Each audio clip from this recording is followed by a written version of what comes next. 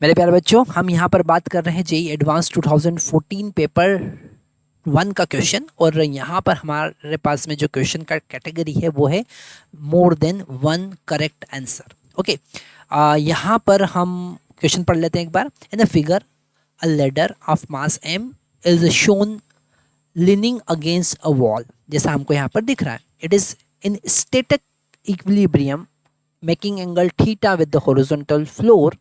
The coefficient of friction between the wall and floor with ladder is mu1 and between the floor and the ladder is mu2. तो यहाँ पर wall और ladder के बीच में जो friction है वो mu1 है और फ्लोर और लेडर के बीच का जो फ्रिक्शन है वो mu2 है।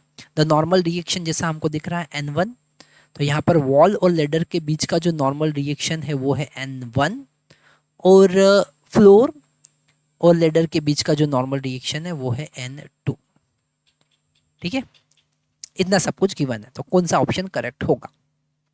सबसे पहले अगर हम इसके ग्रेविटी की बात करें तो इसके सेंटर ऑफ मास पे लगने वाला है mg, और इस टाइप के मल्टीपल फोर्स जब सिस्टम में लगते हैं तो हमको टॉर्क का कॉन्सेप्ट यूज करना होता है।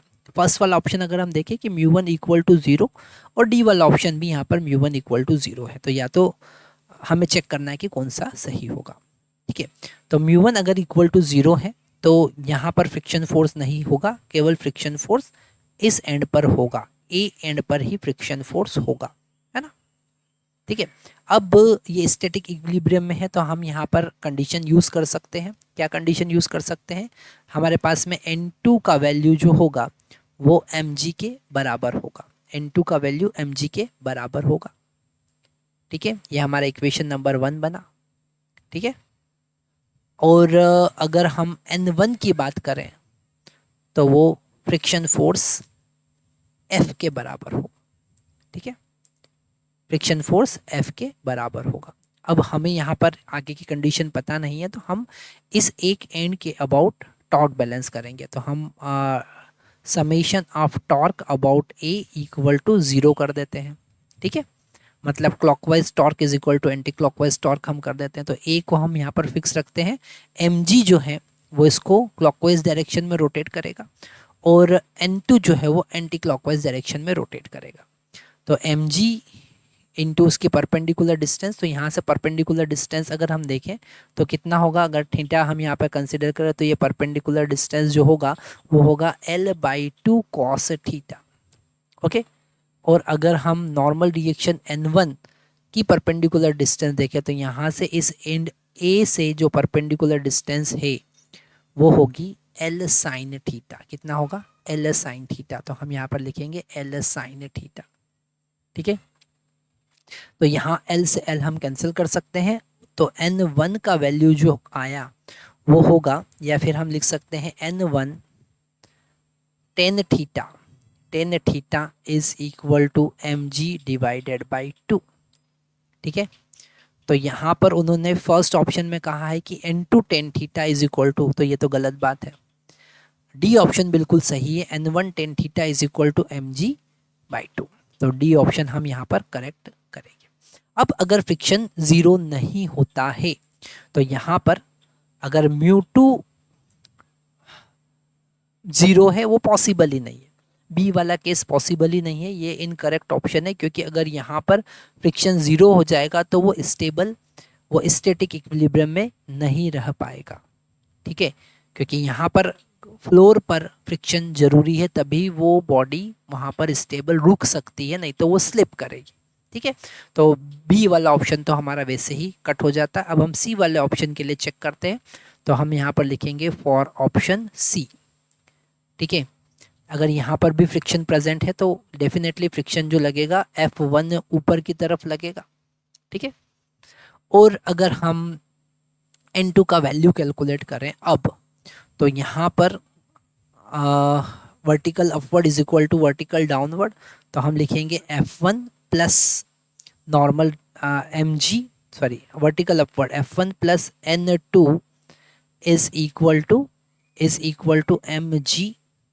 ठीक है, ये हमारा इक्वेशन नंबर 1 अब हो जाएगा। और अगर हम n1 की बात करेंगे तो n1 तो F2 के बराबर ही होगा, हमको यहाँ पर अब F1 F2 लिखना पड़ेगा क्योंकि दो फ्रिक्शन फोर्स है, ठीक है। अब यहाँ पर हम फिर से टॉर्क बैलेंस करेंगे, तो अब हमारे पास F1 का टॉर्क भी आएगा, ठीक है। अगर हम A के अबाउट टॉर्क बैलेंस करते हैं तो जो ये जो नॉर्मल रिएक्शन N1 है और F1 है, इन दोनों का टॉर्क एंटी क्लॉकवाइज लगेगा। मतलब F1 और उसकी परपेंडिकुलर डिस्टेंस होगी L cos theta plus N1 उसकी परपेंडिकुलर डिस्टेंस होगी L sin theta is equal to mg और इसकी परपेंडिकुलर डिस्टेंस होगी L/2 cos थीटा, ठीक है। ठीक है, ठीक है। तो L यहाँ से कैंसिल हो जाएगा और यहाँ पर हमको N2 का वैल्यू कैलकुलेट करना है, तो हम यहाँ पर F1 का वैल्यू पुट करेंगे, ठीक है। तो F1 का वैल्यू पुट करते हैं हम यहाँ से, तो हमको क्या मिलेगा, एक बार हम क्रॉस चेक करते हैं।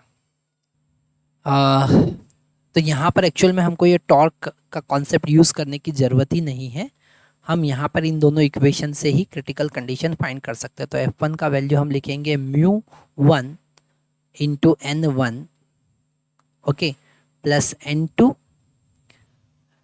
इज इक्वल टू mg, ठीक है। और N1 का वैल्यू हम लिखेंगे μ2 इंटू N2। अब हमको N2 का वैल्यू फाइंड करना है, तो N1 का वैल्यू हम इसमें पुट कर देते हैं, तो ये वैल्यू हम यहाँ पर पुट करते हैं, तो μ1 into μ2 into N2 plus N2 is equal to mg हम लिख देंगे, है ना। तो यहाँ पर N2 का वैल्यू जो होगा वो होगा mg डिवाइडेड बाय 1 प्लस μ1 μ2।